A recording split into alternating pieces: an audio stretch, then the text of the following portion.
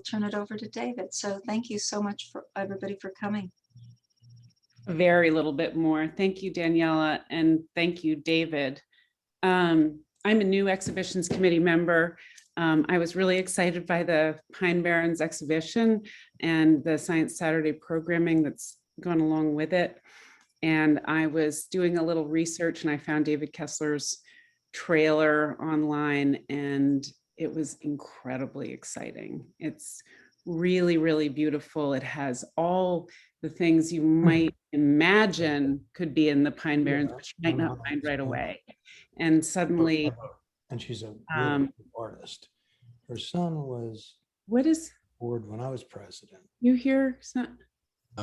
Yeah, I'm just gonna mute some people. Okay. Okay. So I was saying that the trailer is truly amazing, and we will see a little bit of it. And David was nice enough to share his whole film with me, which I hope we'll have an opportunity in the future to see. It's a really, really great. And he'll talk tonight a little bit about how he came to this portrait of place, what he discovered, who he discovered, how he approached the filmmaking process. And I think most importantly, maybe I know in some ways most important to you, David, is to also talk about presenting film, not just in screenings, but also as entire multidisciplinary arts events and what that does for audiences. So it is about filmmaking, it is about the Pine Barrens, but it's also about how we invite community into an experience through multidisciplinary arts.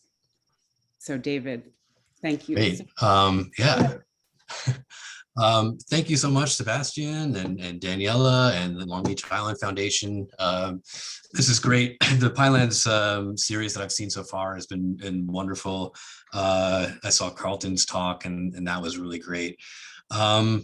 So yeah, I can dive right into the PowerPoint. Are we ready for a PowerPoint? Are you pinned for people? I'm sorry, what does that mean? Are you featured in everybody's view? I don't know. I just see you. You just see me. Yeah. Okay. I see everybody. Sorry, go ahead. No, I don't know. I don't know what other people are looking at. Here we go. Okay. So yeah, let me just go into the PowerPoint and we'll go from there. See, how do I do this?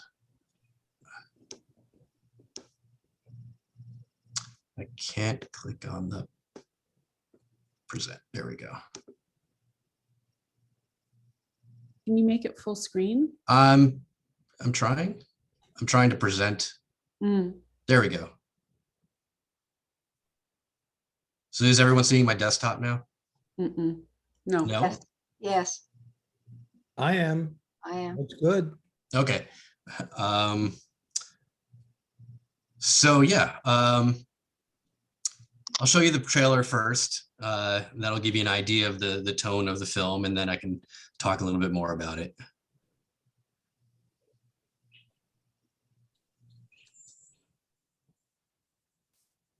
When people talk about the pines, they're not really saying out there, they're saying deep in there.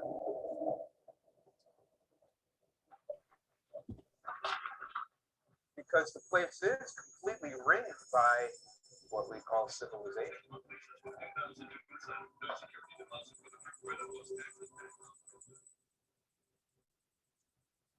Some folks forget the Mason-Dixon line ends at Delaware. Doesn't come across it, doesn't come across South Jersey.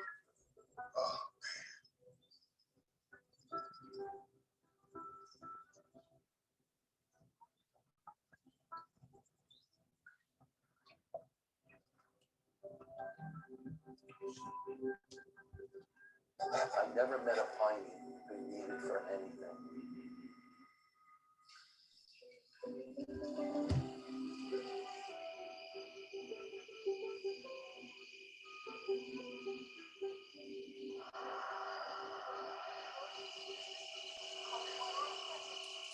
came out of the basement, went into the nursery where it killed two of Marguerite's children.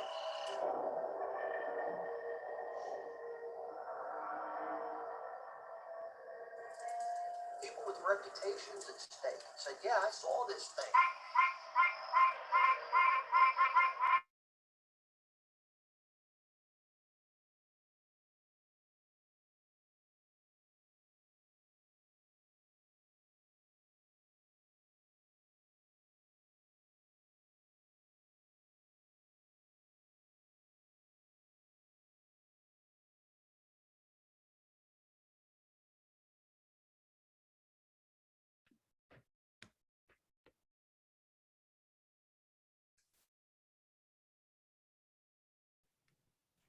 I got a message saying that there's no audio.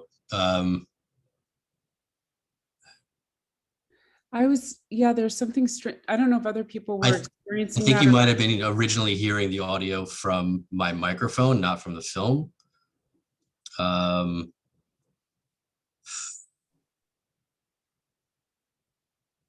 don't know. The audio was very choppy. The audio was hard. Oh, yeah, I think it was coming from the microphone on my camera, not from the video. So I don't really know how to change that. If anybody knows how to change that, let me know.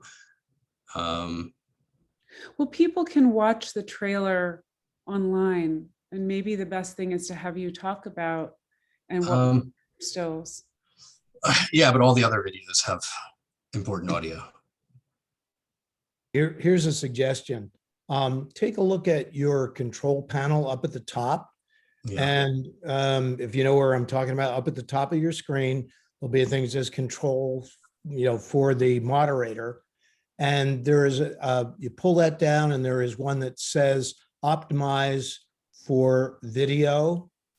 And click on that. Okay.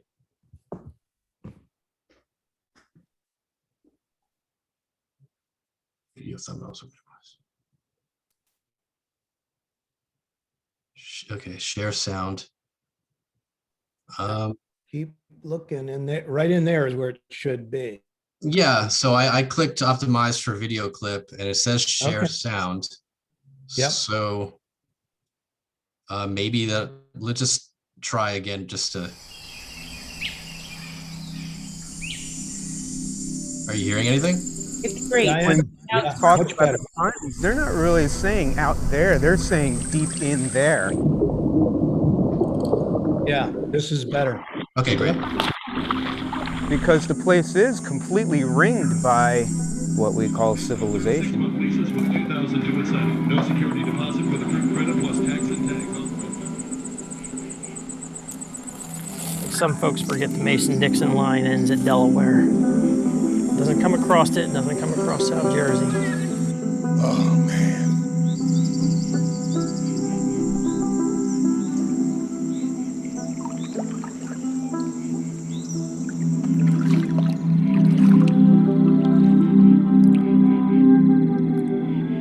I never met a piney who needed for anything.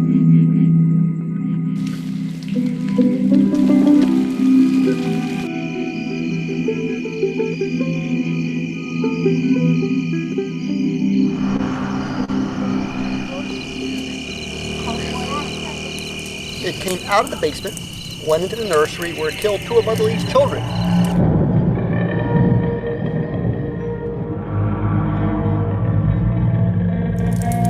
People with reputations at stake said, yeah, I saw this thing.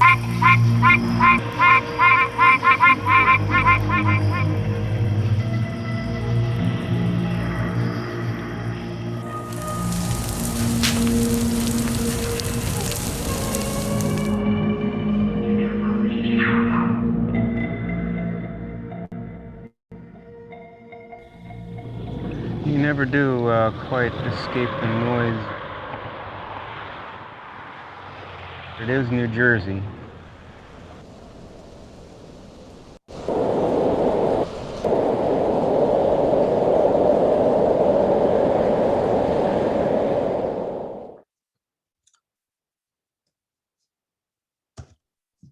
Okay.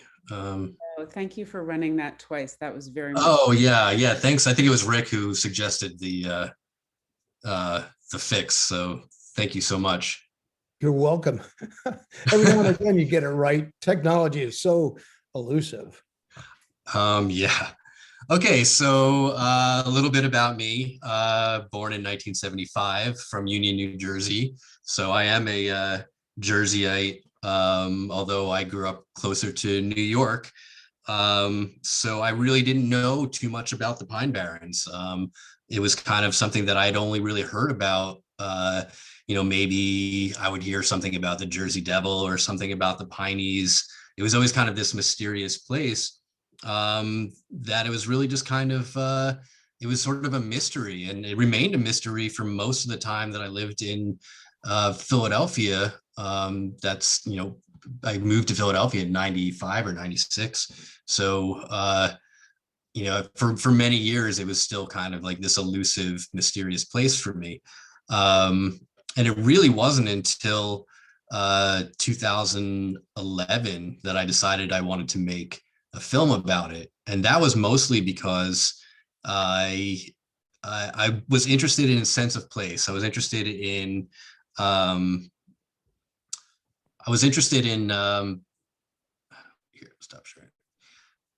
exploring the idea of place, and like how place is affected by preconceived ideas, affected by folklore and storytelling, and as your experience of place changes dramatically based on your understanding of it.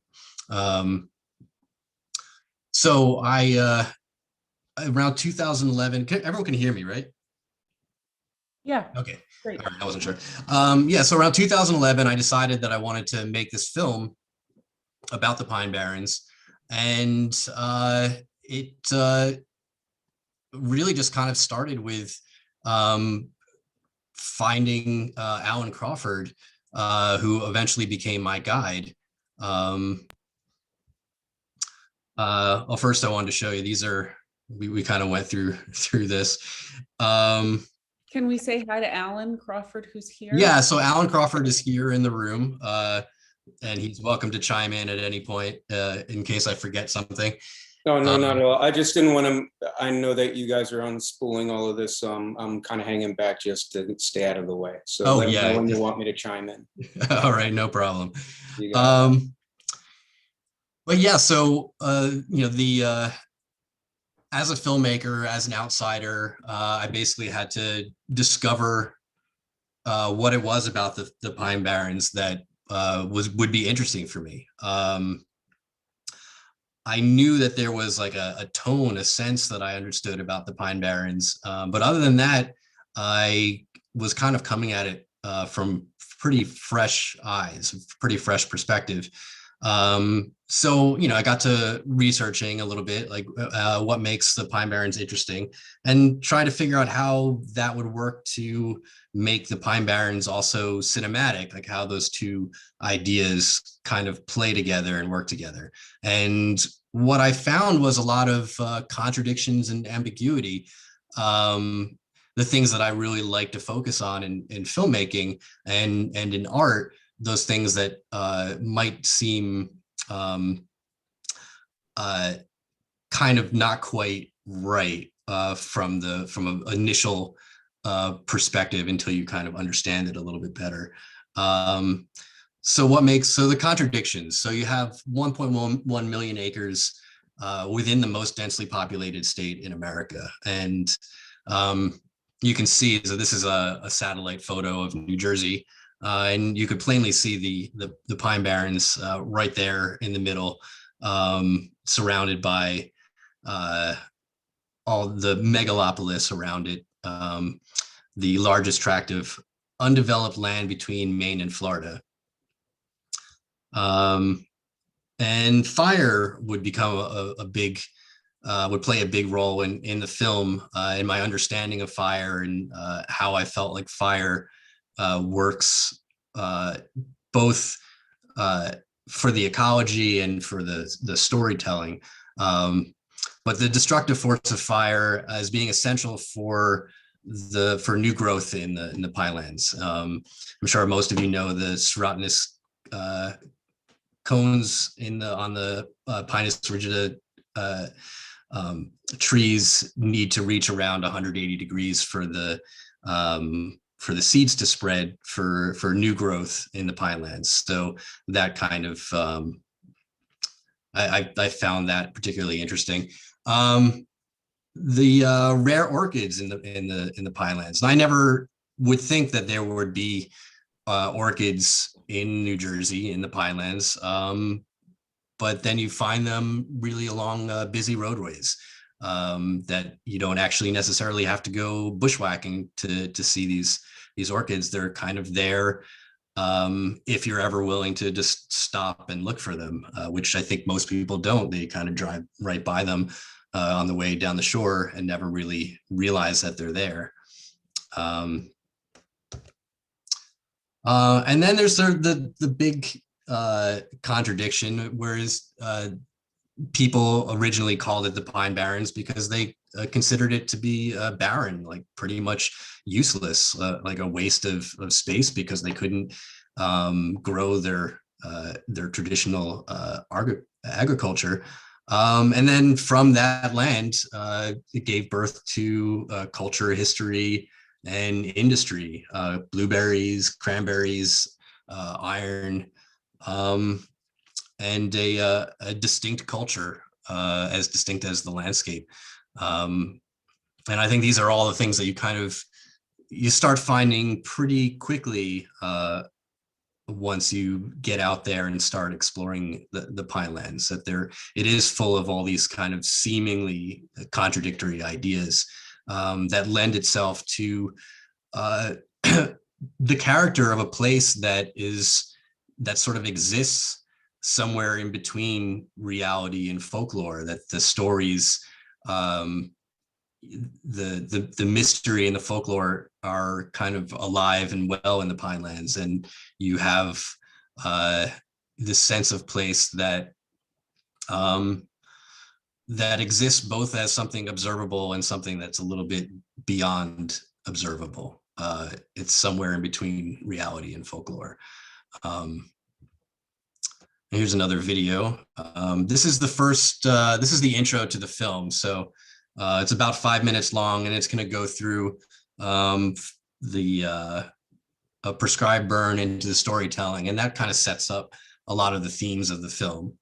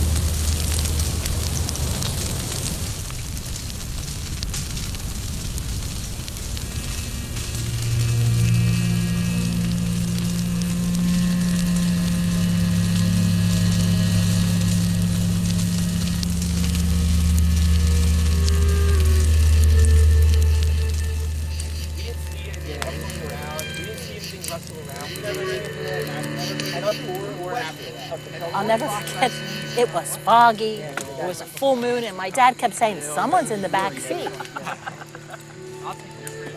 The dog that was running toward the screen hightailed it and ran back and outran the dog running away from the screen. Tommy, you like my spot out here? Not bad. Yeah, it's pretty well covered. Yeah. No one can get me out here. No, not especially if you got swamp on that side, swamp on that Exactly. side. You know they ain't coming through the swamp area.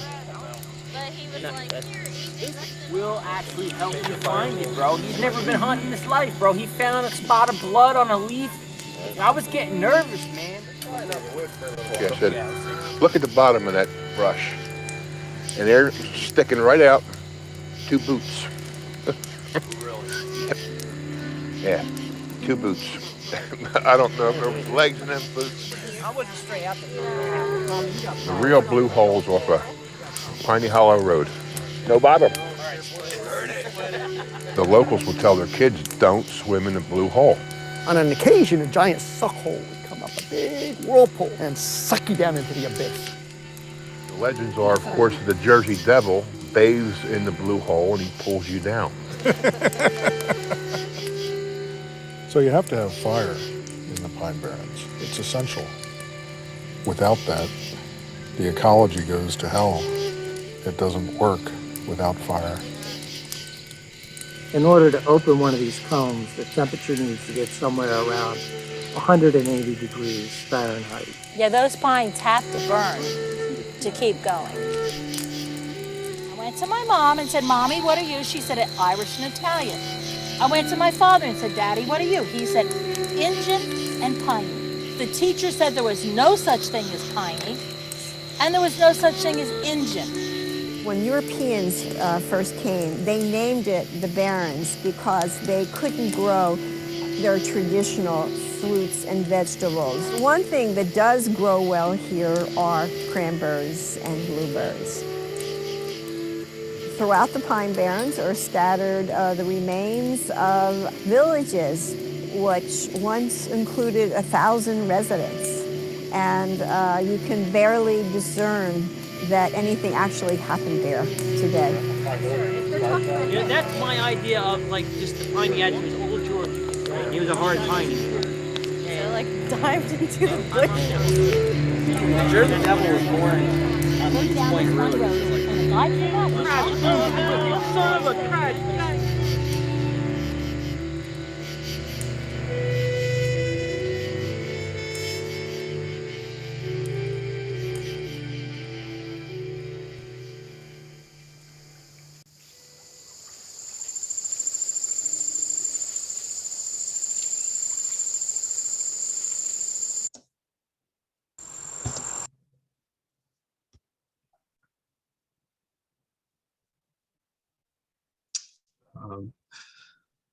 So yeah, this keeps happening.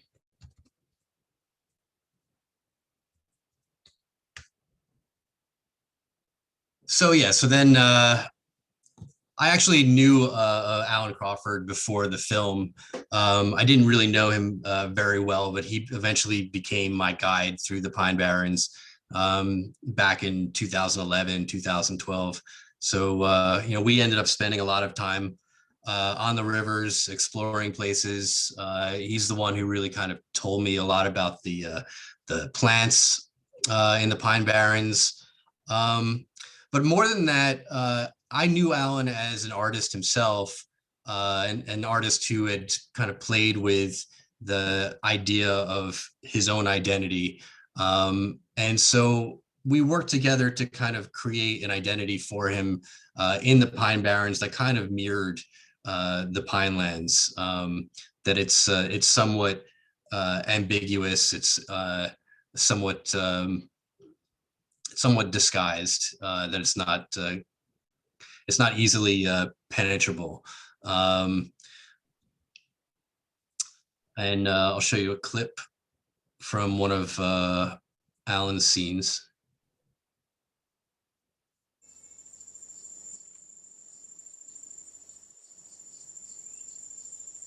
Did Shelley write the poem Ozymandias? Ozymandias refers to this traveler in a desert plain, probably Nineveh in the Bronze Age. And there's just a pair of stone feet and a shattered head. And on the plaque, it basically brags about how everything you see around you right now is under the auspices of this great emperor, and how you should shudder in fear and drop to your knees in supplication. And of course, you look around, and the ravages of time have left nothing in its wake but desolation.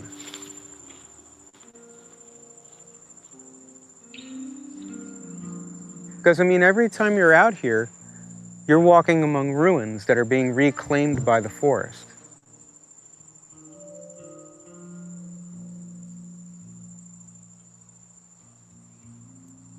This place puts you in your proper place.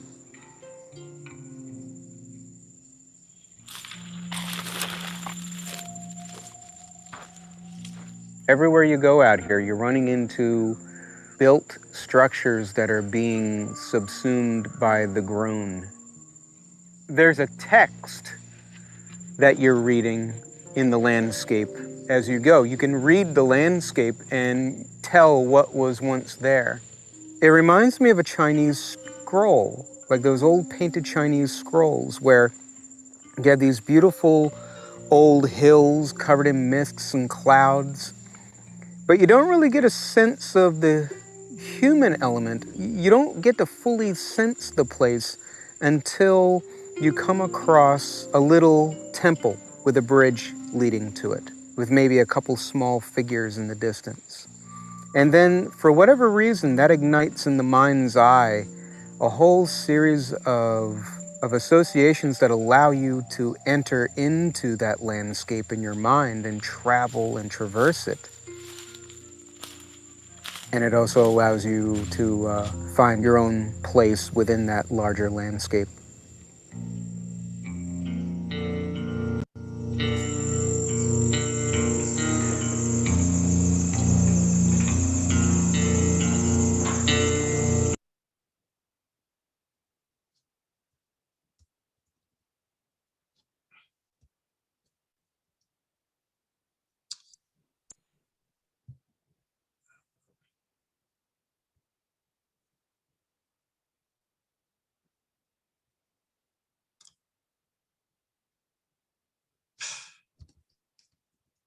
Sorry, I don't know how to get it to restart from.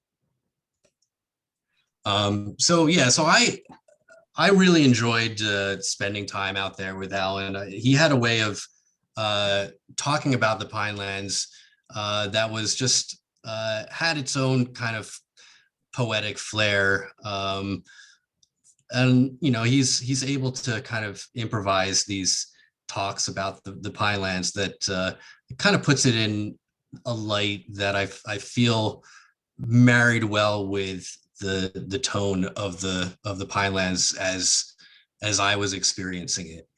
So I'm happy to be able to kind of share that experience with people watching the film. But it really was almost about a year into filming before I started incorporating other characters. There was kind of a fear that I wouldn't really meet anybody out there because we're just in the woods. So you know, how do you find characters in the woods?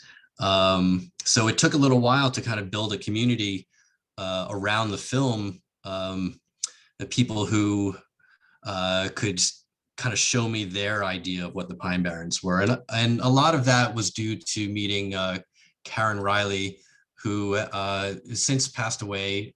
She invited me to share a table with her at Lines on the Pines back in 2013.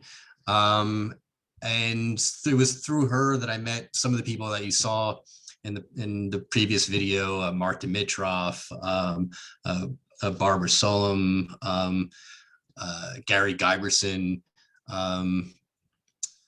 and going out there and filming some of these people kind of opened the door to other people, and then I started to really understand the sense of community that's out there, and how rich and diverse it actually is.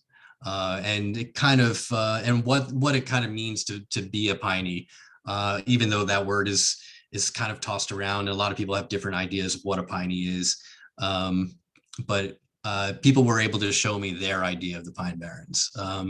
So Paul Patterson, writer, musician, glass artist, Stephen Carty, who I found him by I came across a zine that he wrote, kind of talking about how, his discovery of his Lenape roots as a teenager, and kind of how that formed his identity.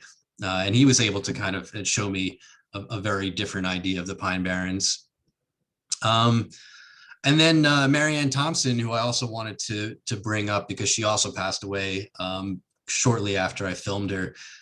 So I wanted to acknowledge her. And she had a cranberry farm called the Birches, which was one of the last organic cranberry farms left in the Pinelands. And she also worked directly with Brendan Byrne as he was forming the guidelines for the Pinelands National Reserve. So I'm going to show a video of Marianne Thompson at the Birches.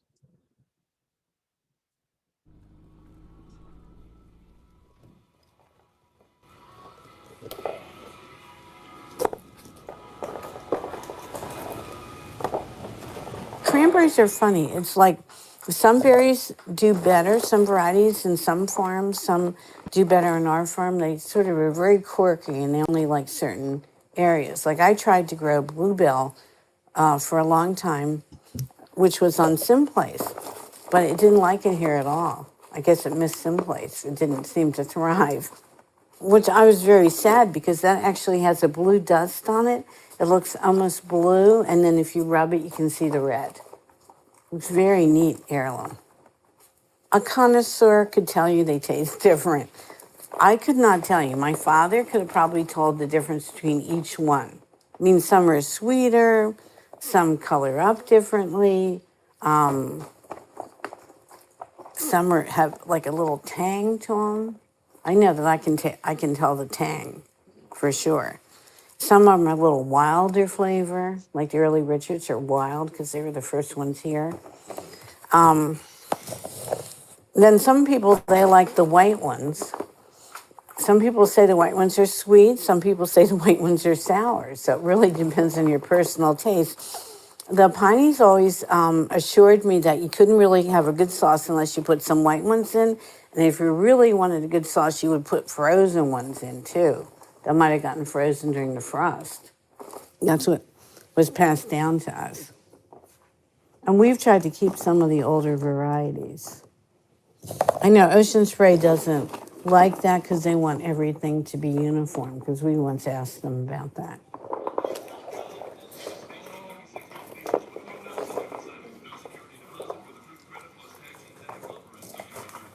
The farm was started by my great-grandfather, and when he went to the Civil War, my grandmother and my great-grandmother ran it. When my grandfather died, then my two uncles, Uncle Ethelbert and Uncle Ernest, ran it. It's around the turn of the century. And so my grandmother got my Uncle Ernest's part. And so that's how she ended up here. And my father and my uncle and my aunt took over the farm, after they did.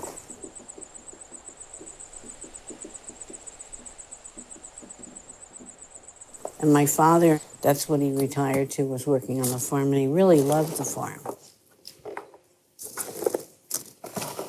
My father was very disappointed because he wanted to make it to 100.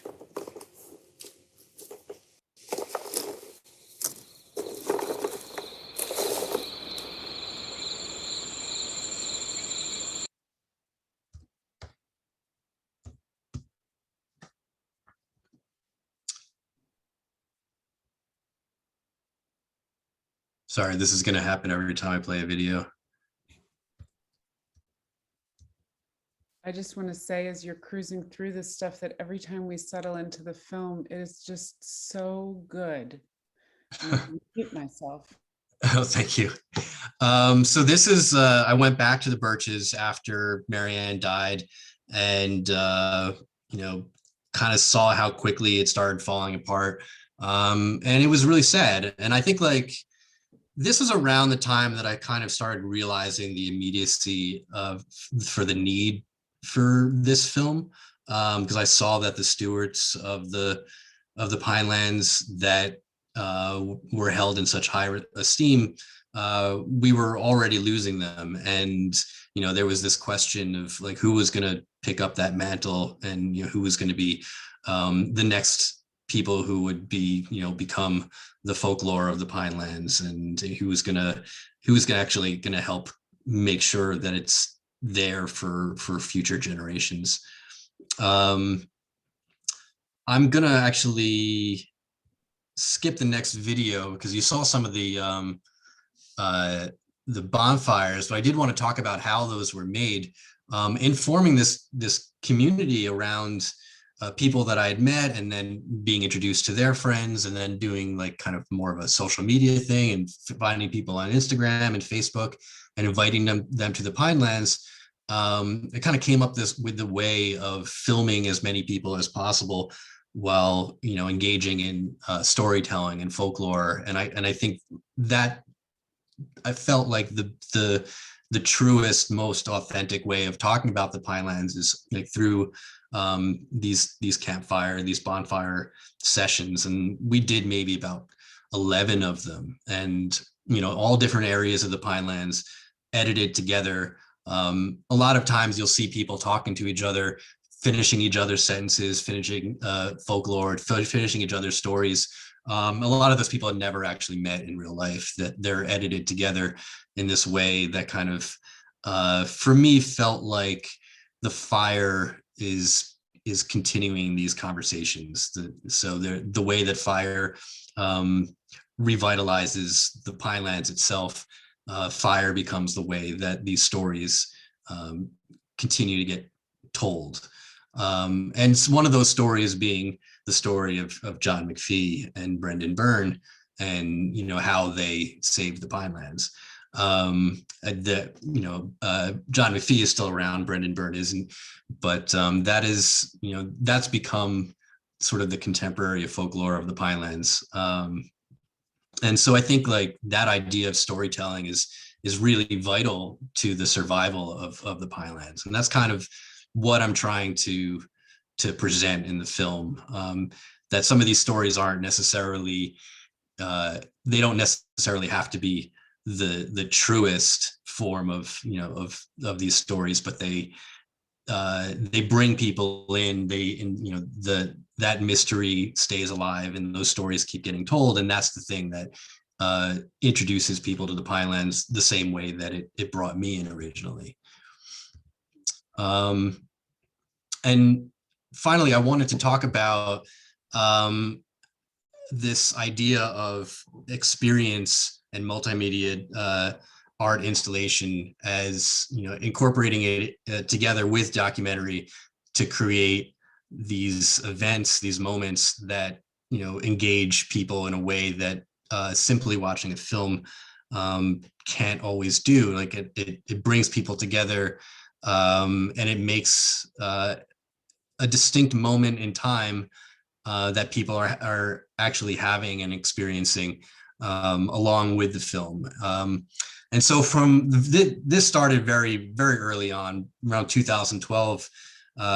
We formed the group, the Ruins of Friendship Orchestra, Friendship being named after the town of Friendship, which at this point is ruins in the Pine Barrens. And they're a 5-piece orchestra of traditional and electronic experimental musicians who created an evolving score as I was editing the film, as I was still shooting the film. So we would have an evolving film with an evolving score, and these performances that we would do in, you know, out in the forest, at cabins, in museums and art spaces, and the context always lent a big part to the experience to, be able to experience the Pine Barrens in all these different ways with all these different people. Really kind of brought the project to life for me. And it also engaged the community in this very transparent way. I can show people the film, and those people who were engaged and liked the way that I was presenting people of the Pine Barrens, and the Pine Barrens itself often became part of it. They often came to the campfires and shared their stories. And so it was a way of like engaging a larger community. So this is a screening from 2017 at Philadelphia and Rotunda. So this will give you an idea of what the live performance is like with the Pine Barrens.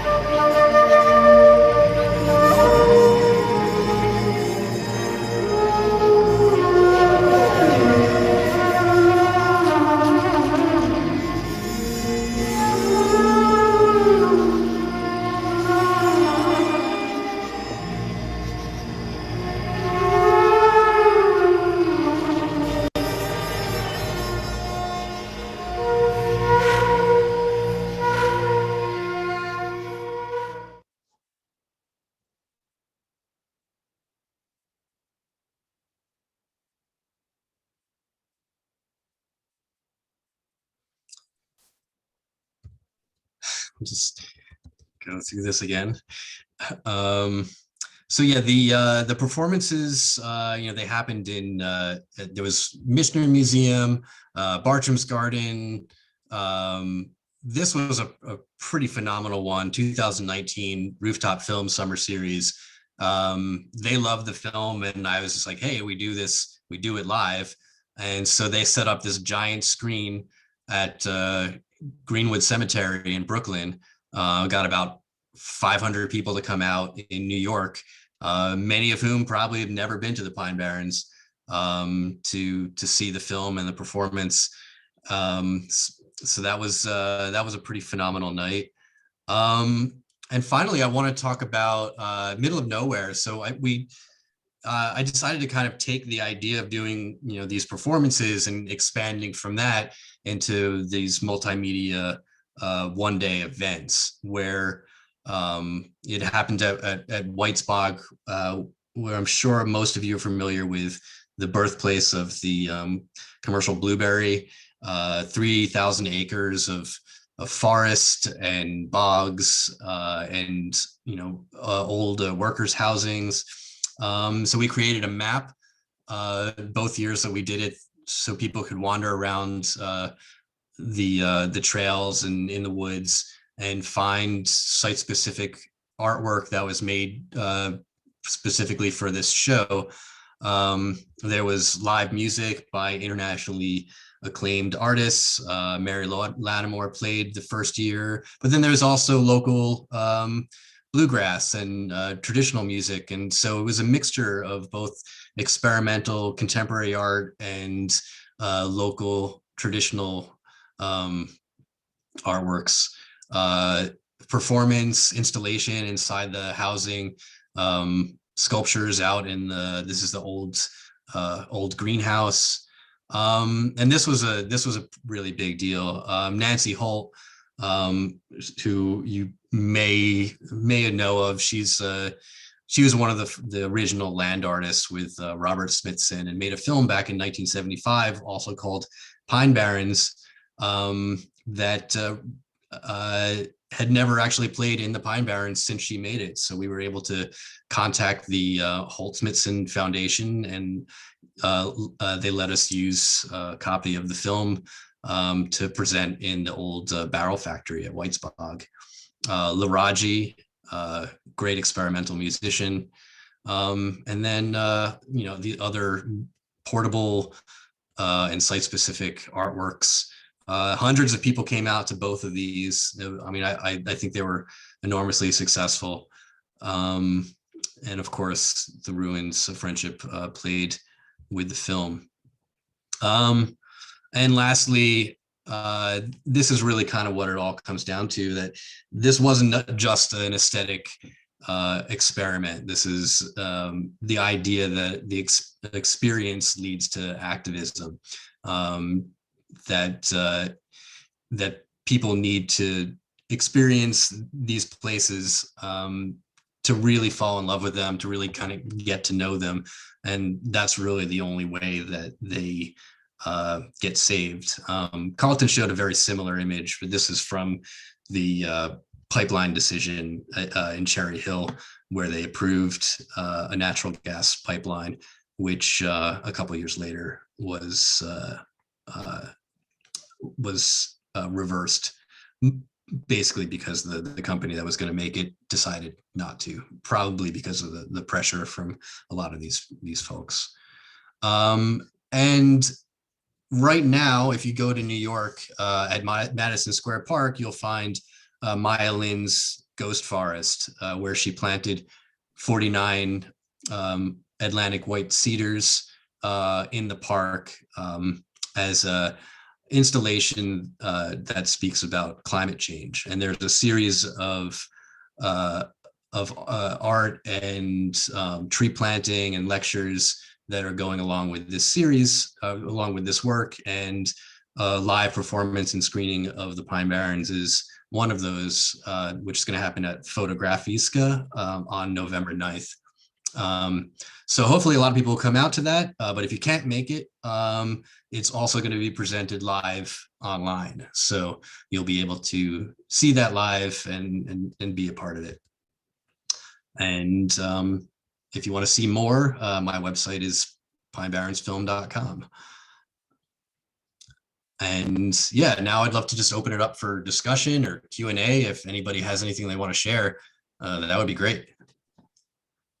Thank you. That was so good. Thanks, Sebastian. Do people have questions? I have a whole bunch of them.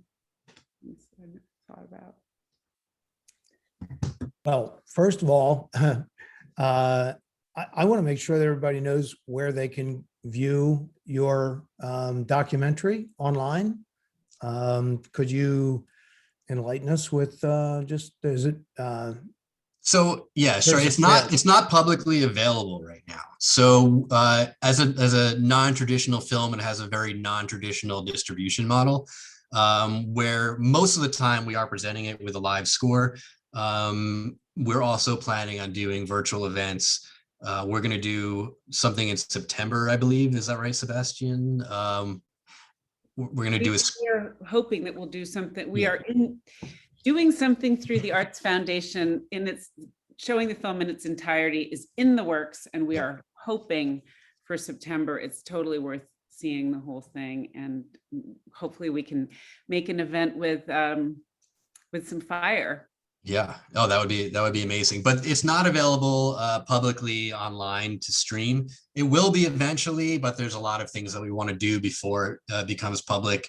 We want to be able to make it accessible for educational purposes, do university screenings and that kind of thing. So it's part of a process.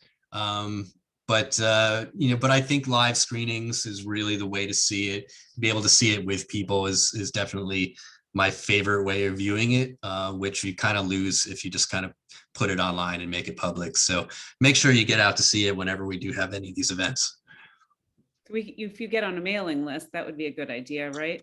That would be great. Yeah. If you go to the website, pinebarrensfilm.com, you could sign up for the mailing list and you will be the first to know about any events that we have, virtual or otherwise.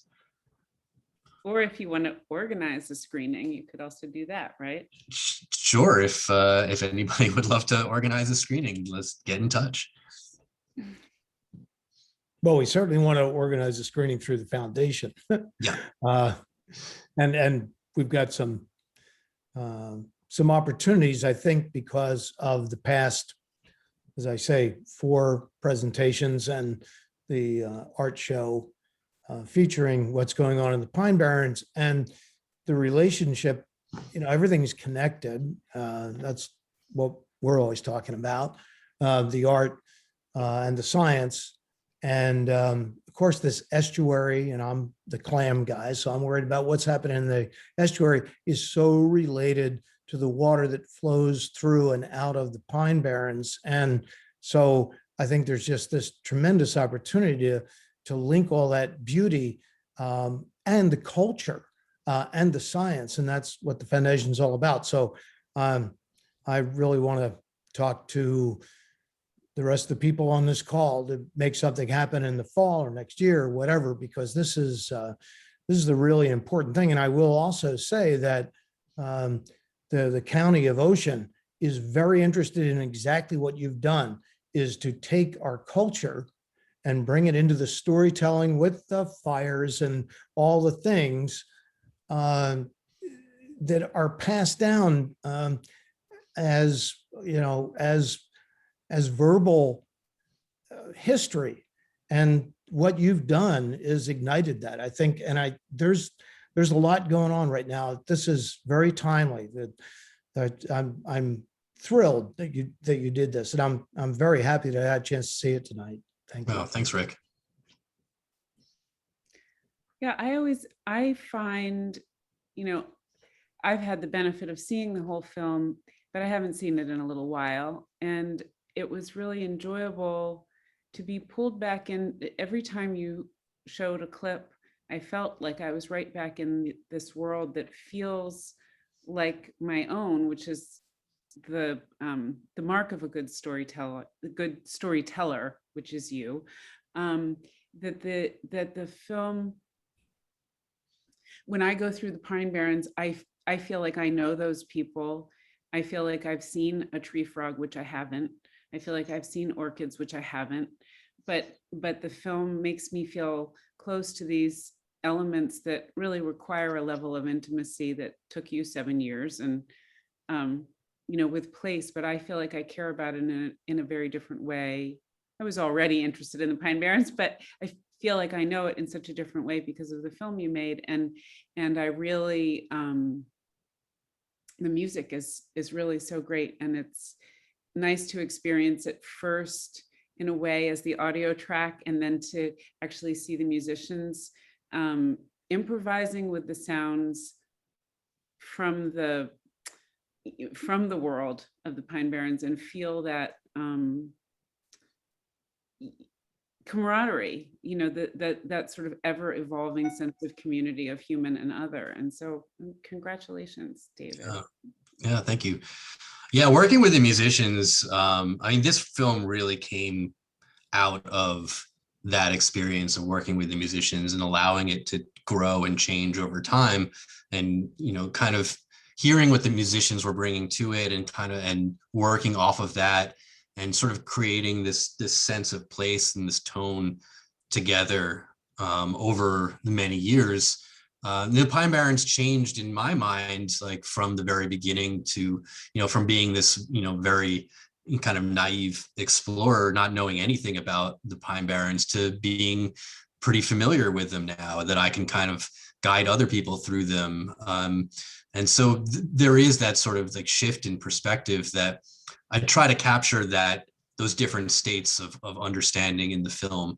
And I think the music really helps with that, to kind of, the viewer can kind of grow the same way that I did, maybe not in the same linear fashion, but to be able to experience the wonder and like the idea of like something like, unexpected, and then also become, familiar and feel like they leave the theater knowing it. So yeah, thanks. I think that's like yeah, there's something very different about the way we feel when we're in nature that is more similar to listening to music in a way, because it's really, you're transported into a rhythm and a sensibility that is different from your regular life. So it is interesting to imagine that you grew your sensitivity to place because of the kind of the intermediary of music and a musical response. Yeah. And I can recall back to the first couple, first year of filming, because I'd never really filmed in the woods before. And like I said, it's like, how are you going to meet people? Like, how am I going to make a documentary? And, a lot of it was just like, it was just many days. I'm just like filming trees and rivers, and like, how is this a film? And it really took a pretty long time before I kind of settled into the pace of the forest itself. And something, that Alan had said, to kind of meet the Pine Barrens, or meet the forest on its own terms, where I kind of had to accept what they were, and allow the quietness to enter, and allow the stillness to enter, for it to really kind of unveil itself. I want to be conscious of people's time, that we are over the time that we said we would be here. I'm happy to be here longer, but I wanted to not make anybody feel like, oh my God, I have to get to dinner, and just, but can we just do a quick, at any rate, if people have to go, please feel comfortable going. And David, are you comfortable? I'm fine. Yeah, I can hang out as long as you guys still want me here. So does anybody else have any thoughts or questions? I thought there's so much, the history of industry is so interesting. The little mention of ocean spray as you meet this organic farmer who's had their farm for generations, I think gives you a different sense of the world there. I loved the reference. I loved when you were talking about John Mcphee and Brendan Byrne. I don't know that everybody knows that relationship, but I think that's important, because of course, John Mcphee's book had such a huge impact on the preservation of the Pinelands. And it's a testament to the importance of art and artists. Yeah, I mean, in some ways, because John Mcphee, I think of him as creative nonfiction. So the idea that a work of creative nonfiction could have like an actual lasting impact, and I think it's easy to get cynical, especially dealing with like works that deal with the environment, because there seems to be more bad news than good news, but the idea that a work of creative nonfiction could have an impact that is, that has allowed the Pinelands to still be here almost 50 years later.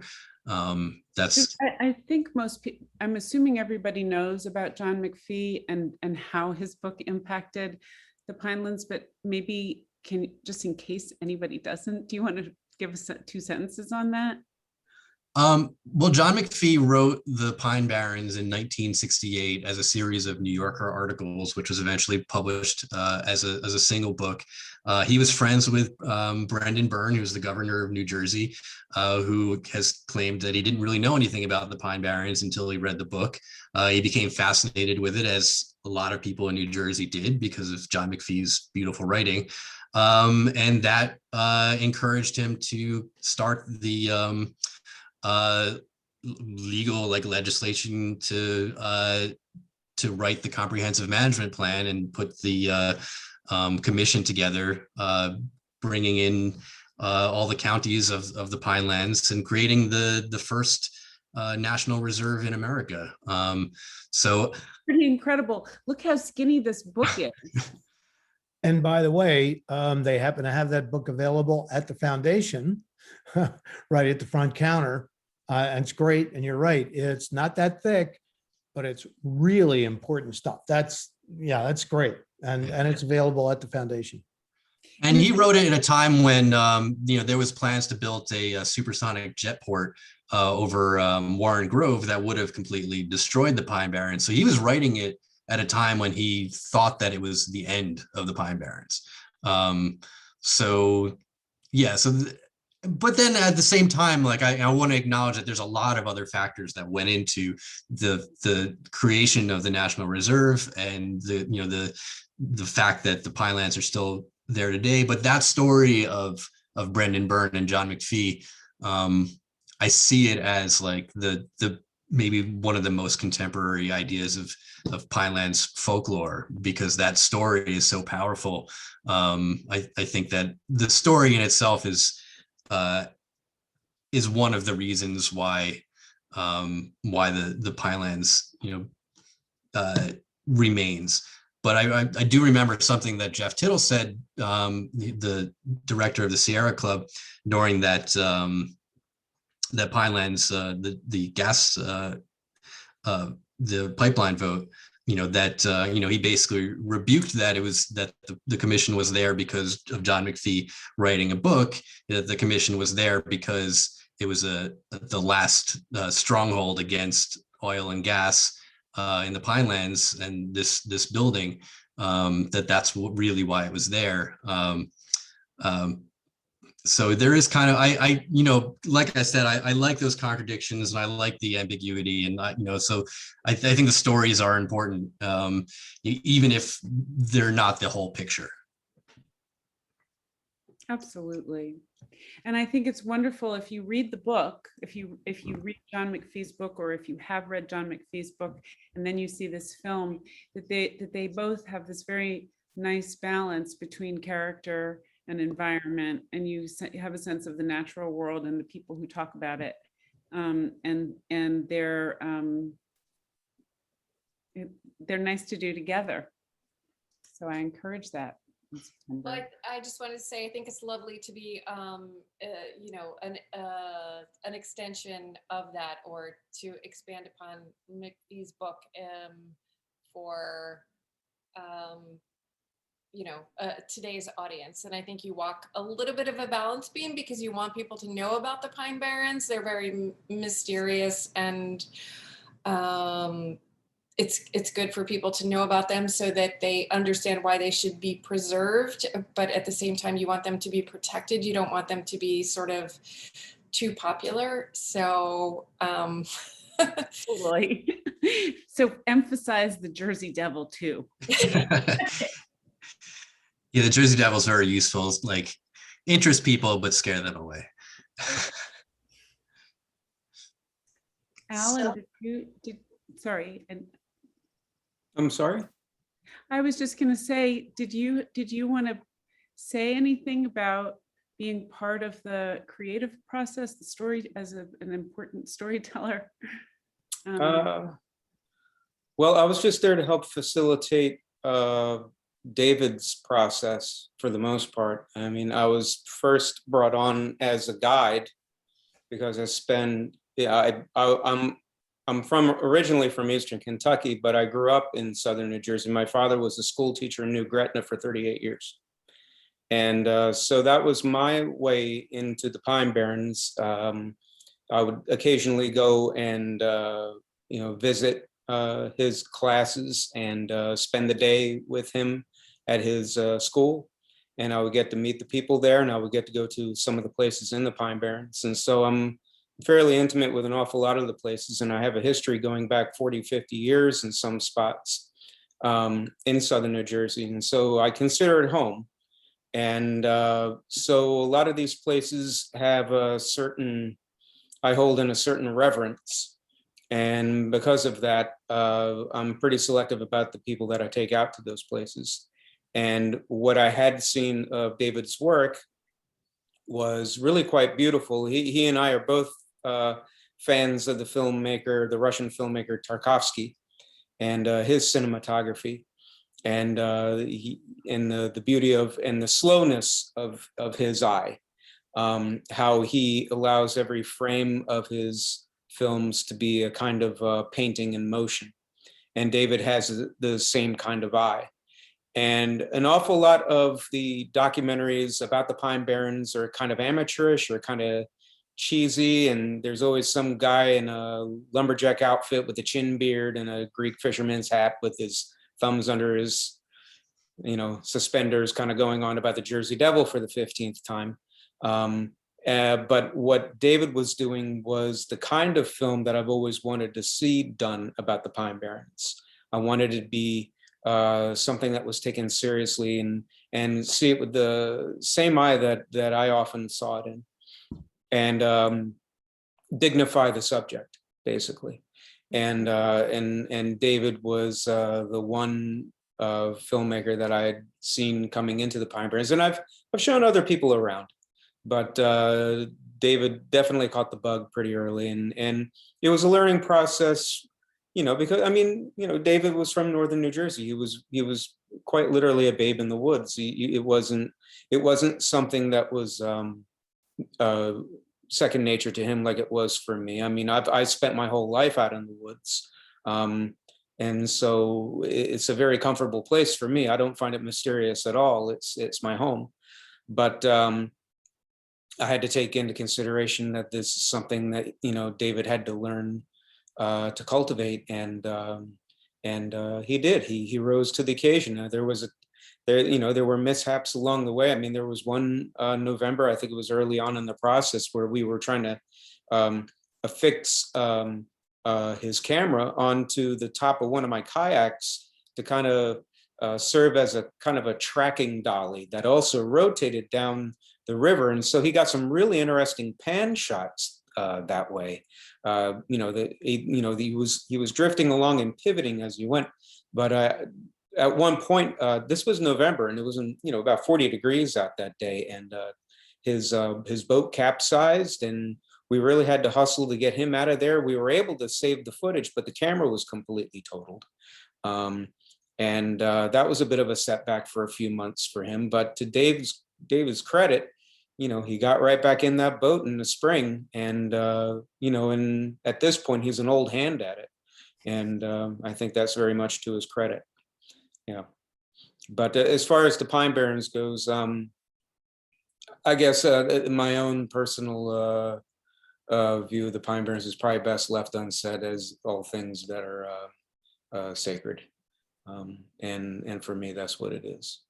It's one of the last good places, and I've kind of dedicated an awful lot. I mean, an awful lot of what I do is creative in nature. I'm an author and an illustrator. I'm an illustrator by trade, but when I'm not doing that, I'm out in the Pine Barrens. Right now, we're at the height of nesting season for turtles, and an awful lot of them are getting killed on the road left and right. I had about 2 or 3 of them get destroyed in front of me when I was trying to save them just this week.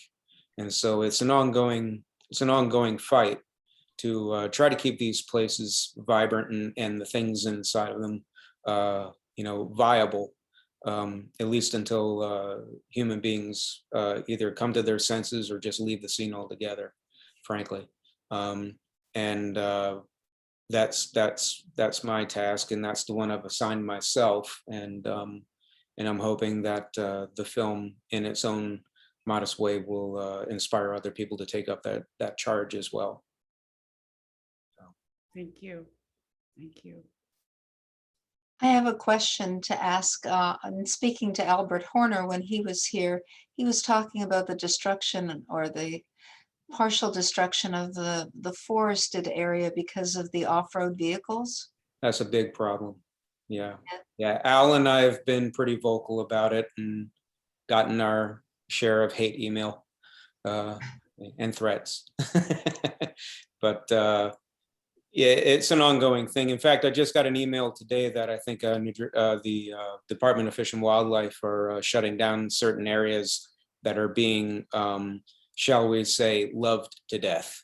There's an awful lot more traffic this year. Now that everybody's kind of coming out from the pandemic, I've been seeing an awful lot more traffic in the Pine Barrens. I think this particular season is going to be a pretty challenging one for conservation purposes. And I think that's why we're seeing so many roadkill this year. But the off-road situation is pretty bad. An awful lot of people misinterpret that as naturalists and conservationists wanting the place to themselves, but that's not the case at all. That place is for everybody, which is precisely why we're trying to keep the place viable, because there are future generations that are going to want to see these places too. And as time goes on, these places become more and more of an exception to the rule and more precious. And so the job for the current generations is to make sure that they are passed on to future generations. It isn't just about us in the here and now. And to be so selfish as to just use the place as a backdrop or some kind of prop for your own recreation, I think that's a disrespectful way of interacting with the place. It isn't just that. It isn't a backdrop for your leisure. It's a place that is an end in itself and should be treated as such. And so we have to learn how, we're in a state of almost 9 million people. And I think Wharton State Forest alone gets about, I think the last count was like over 750,000 visitors every season. And you can imagine if every 5 of those people, let's just say, 10% of those people are the people that we really have to worry about as far as abusing the place. That's hundreds, if not thousands of vehicles out on that place. I mean, it's just, the destruction can get really out of hand really quickly. And the other problem is that there's just not enough rangers on the ground out there. It's been underfunded for years out there. And it's something that the state government really needs to address. They have to allocate resources to these places so that they're, these laws are already on the books. I mean, if these people were doing to a central square in a town the same thing that they're doing out on public land in a forest, they would get arrested. And the reason they're not getting arrested is because there's no law enforcement out there, and they know this. Another problem out there is poaching of wild species, whether it be plants and animals. A place that's been particularly hard hit is White Spog out by Brown's Mills. They had one guy out there, they'd found that he had probably taken somewhere between 400 and 500 turtles and snakes and frogs from just that one place alone.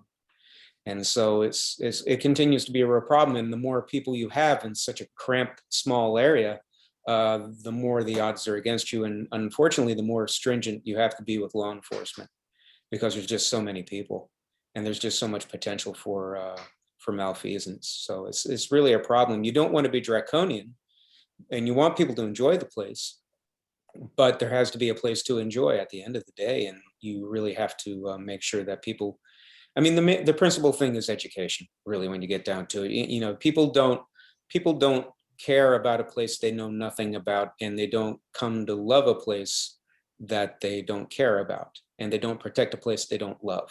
And that's really the main issue here, is like the more education about the place, the more people will come to appreciate and realize how truly unique it is. I mean, between DC and Boston on the eastern seaboard of the northeastern United States, there is no larger tract of wild land. And it's also one of the largest sources of clean water left in the northeastern US. I mean, it's like 18 trillion gallons of water, the Kirkwood Cohansey Aquifer. I used to drink out of the springs when I was a kid. And there is still, you know, I mean, you can't ask for a better filter than, you know, a mile and a half of sand underneath you. So you can pump it right out of the ground and just drink it. And how many places can you say about that in the US? And also, how many places in the US can you say that you have this large tract of land where there is no motorized boat traffic whatsoever, really? It's some of the cleanest water, it's some of the freshest water, and it's some of them. I mean, I've been to Africa, I've been to Australia, I've done safaris, I've done dives with great whites, and I've never seen more beautiful water, fresh water, I should say, than in the New Jersey Pine Barrens. It's really truly a special place. And I hope people will eventually come around to realizing the treasure that they got under their feet. Thank you. You both are just amazing advocates for it, and I'm so thrilled that you shared it with us tonight. And I hope you both come back in the fall when we can do this again. Science Saturday in the fall is being organized now, and we just have so many people enjoying and benefiting and being educated in the programs that we do. So please join us again. I'm going to contact you, so we'll pick a date, and David, I hope that we can show your film. Absolutely, yeah. So I'd like to work on that with you. I think we have to wrap it up tonight, but I do want to say that we have a pop-up book signing on Sunday with a novelist. Her name is Katie Schultz-Bahn, on Sunday at 11. And she just wrote a book called Sugar Sand Road. And the novel starts out on LBI and then paints a magical portrait as it travels through the Pine Barrens. So it ties LBI to the Pine Barrens. And so it's another really nice connection to this program. So please join us. It's going to be in person. She's doing a book signing on Sunday at 11 at the foundation. So if you'd like to buy a great read for the summer, she'll share her book with you. And it was actually aimed at young adults. It was not written as an adult novel. It's more of a young adult novel, but apparently all age groups love the book. So I'm very excited to host her. And also tomorrow at 11, we have Richard Lewis, a photographer, showing his photographs of the Pinelands, of the Pine Barrens. So we have a Zoom event tomorrow at 11. That's Friday. And if you didn't get the link to Richard's talk tomorrow, please let me know. I'll send you the link. And then Monday is the last day of the show. So if you haven't seen the show, please come to the foundation. We're open till noon. The show will be up. And then we have a brand new show coming, Works on Paper, that opens on the 12th. And then we also have the Lighthouse International Film Festival opening on Thursday, June the 3rd. So we have a really, really busy summer planned at the foundation. So please let me know if you need any more information, or just stop by or call us or go on our website. You'll see it all there. So please support the foundation. We're doing our very, very best to continue the mission of arts and sciences working together. And I think this show, Rick, right, agreed, we really knocked it out of the park this time. Just getting it together. I'm really pleased. I've been dropping off and coming back in, but yeah, and this is a great culmination, and tomorrow morning will be too. Sorry, I can't be there. I'm going to be with the Mordecai Island Land Trust people tomorrow, but this is just outstanding. I think the foundation has turned a big corner. It's been, I don't know, 15 years that I know of that we've been really linking art with beauty, with science, with this region. And I mean, what's going on this year is just outstanding. I'm very happy with it, and it's so great to see the people on the call tonight. Really is. So great work. David, thank you so much. And Alan, thank you for coming also. Thank everybody for coming. Alan, Greg. Thank you. Here. It was a pleasure. Thank you for having us. See you soon again. Thank all of you. Thanks. All right. Talk to you soon. Bye. Bye. Bye-bye.